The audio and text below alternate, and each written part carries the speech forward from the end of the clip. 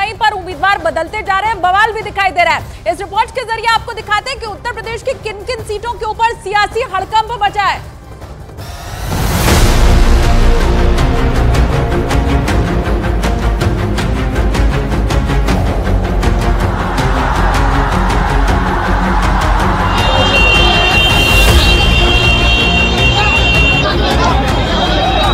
UP की कुछ सीटों पर तनातनी से समाजवादी पार्टी और कांग्रेस के खेमे में मचा हड़कंप।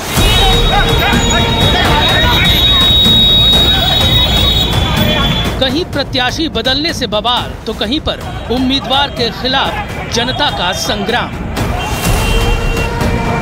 ऐसी ही एक तस्वीर यूपी के अमरोहा से आई, जहां कांग्रेस प्रत्याशी दानिश अली का मुस्लिम समाज के लोग विरोध करते नजर आए। उनकी कार को घेर कर लोग हंगामा करते नजर आए।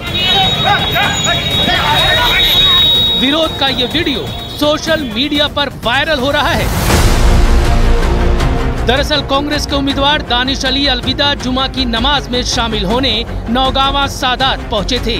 इसी दौरान वहां मौजूद मुस्लिम समुदाय के लोगों ने उन्हें घेर लिया और उनका विरोध करने लगे। इस दौरान दानिश अली कार में बैठे रहे। वहां मौजूद विरोध करने वाले लोगों के मुताबिक कांग्रेस के दानिश अली का विरोध इसलिए हुआ क्योंकि वो बीते 5 साल अपने लोकसभा क्षेत्र से गायब रहे। इसके साथ ही उन पर विकास न करने के भी आरोप लगाए गए। हमारे सांसद जी ने पिछले पूरे 5 साल में सिर्फ 2 सोलर पोल लगवाए, जो एक लाइट वाले पूरे नई बस्ती के अंदर। जबकि 10 से 12 हजार वोट हम इन्होंने इन लोगों को दिए थे, हमने कोई वोट इन्होंने कोई काम नहीं किया। फिर इनको वोट दे क्यों हम? भाई हमने वोट दिया था अपना रहनुमा चुनने के लिए दानिश अली को। दानिश अली जी को संसद में दूसरे सांसद ने बीजेपी के कुछ कह दिया तो वो तो रो रहे थे खुद। तो ऐसे नेता को वोट देके क्या फायदा? यूपी में अमरोहा सीट कई मायनों में अहम है। कांग्रेस ने मौजूदा सांसद दानिश अली को मैदान में उतारा है तो बीजेपी की तरफ से कंवर सिंह तंवर मैदान में है, जबकि बीएसपी ने चौधरी मुजाहिद हुसैन को अपना उम्मीदवार बनाया है। यहां दूसरे चरण में 26 अप्रैल को मतदान होगा। यूपी के अमरोहा में कांग्रेस प्रत्याशी का विरोध हुआ तो बदायूं में प्रत्याशी को लेकर समाजवादी पार्टी पर मुश्किल आन पड़ी।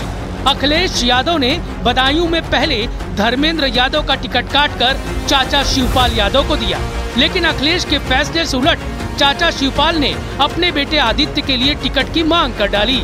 इस फैसले को उन्होंने अपनी रणनीति का हिस्सा बताया था। देखिए, यहाँ सम्मेलन में तो प्रस्ताव पास कर ही दिया है।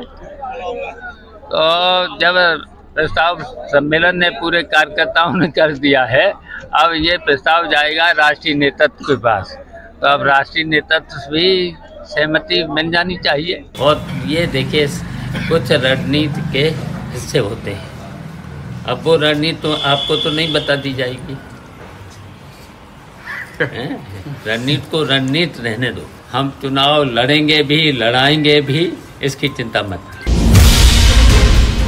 बदायूं संसदीय क्षेत्र में तीसरे चरण में मतदान होना है और इस सीट से समाजवादी पार्टी ने शिवपाल यादव को मैदान में उतारा है तो बीजेपी की तरफ से दुर्विजय सिंह शाक्य ताल ठोक रहे हैं।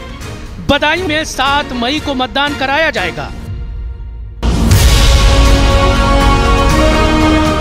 लोकसभा चुनाव में अखिलेश यादव की मुश्किलें कम होती नहीं दिख रही हैं। सिर्फ बदायूं ही नहीं बल्कि मुरादाबाद, रामपुर, गौतम बुद्ध नगर और मेरठ में भी प्रत्याशियों को लेकर उनकी टेंशन कम नहीं हुई है। सारे दांव पेच आजमाने के बाद अखिलेश यादव को आखिरी मौके पर उम्मीदवार बदलने पड़े। समाजवादी पार्टी ने मेरठ से अतुल प्रधान का टिकट काटकर पूर्व विधायक योगेश वर्मा की पत्नी सुनीता वर्मा को उम्मीदवार बनाया।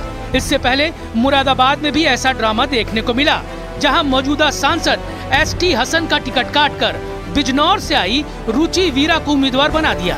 कुछ ऐसी ही स्थिति गौतम बुद्ध नगर में दिखी, जहां 3 कोशिशों के बाद अखिलेश यादव ने राहुल अवाना की जगह महेंद्र नागर को अपना उम्मीदवार बनाया।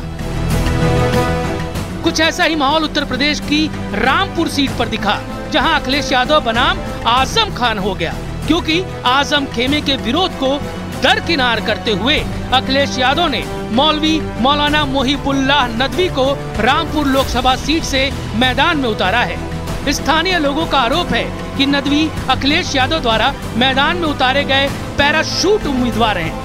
मतलब साफ है कि लोकसभा चुनाव के इस समर में विपक्षी पार्टियों को कई सीटों पर अपनों से ही मुकाबला करना पड़ सकता है।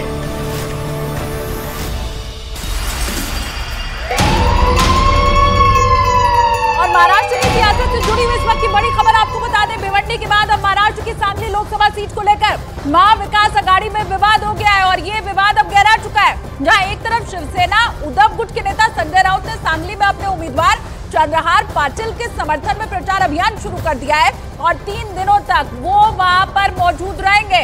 तो वहीं दूसरी तरफ कांग्रेस के कई नेता ऐसे हैं जो कि सांगली सीट पर अपना उम्मीदवार उतारकर फ्रेंडली फाइट करने की मांग को लेकर मल्लिकार्जुन खड़गे और केसी वेणुगोपाल से मिलने दिल्ली पहुंच गए हैं। यहाँ पर वो आज उनसे मुलाकात करेंगे। हालांकि सांगली सीट को लेकर कांग्रेस हाईकमान क्या फैसला लेता है, इस पर सबकी निगाहें और महाविकास आघाड़ी का भविष्य दोनों निर्भर करता है। और लोकसभा चुनाव के पहले महाराष्ट्र में महाविकास आघाड़ी की टेंशन अब बढ़ती चली जा रही है। कई सीटों के ऊपर छिड़े संग्राम के बाद कांग्रेस पदाधिकारियों की दिल्ली दरबार में हाजिरी तक अब लग चुकी है, लेकिन अब तक कोई भी निष्कर्ष सामने नहीं आ पाया है।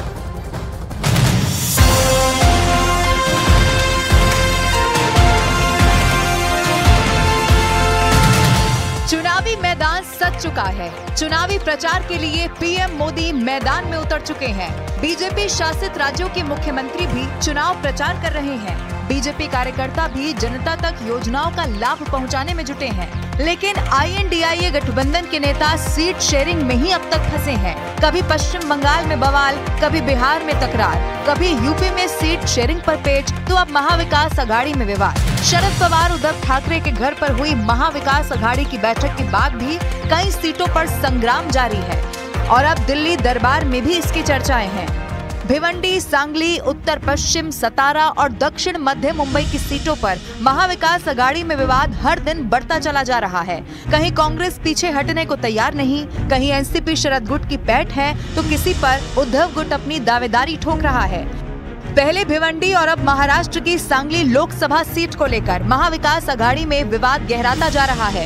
एक तरफ जहां शिवसेना उद्धव ठाकरे गुट के नेता संजय राउत ने सांगली में अपने उम्मीदवार चंद्रहार पाटिल के समर्थन में प्रचार अभियान शुरू कर दिया है, तो वहीं दूसरी तरफ कांग्रेस के कई नेता सांगली सीट पर अपना उम्मीदवार उतारकर फ्रेंडली फाइट करने की मांग कर रहे हैं। लेकिन इन दोनों सीटों पर विवाद है, क्यों, वो आप ऐसे समझिए। सांगली लोकसभा सीट पर बिना सहमति के शिवसेना के उद्धव गुट ने प्रत्याशी घोषित कर दिया था, जिससे कांग्रेस नाराज है। सांगली सीट पर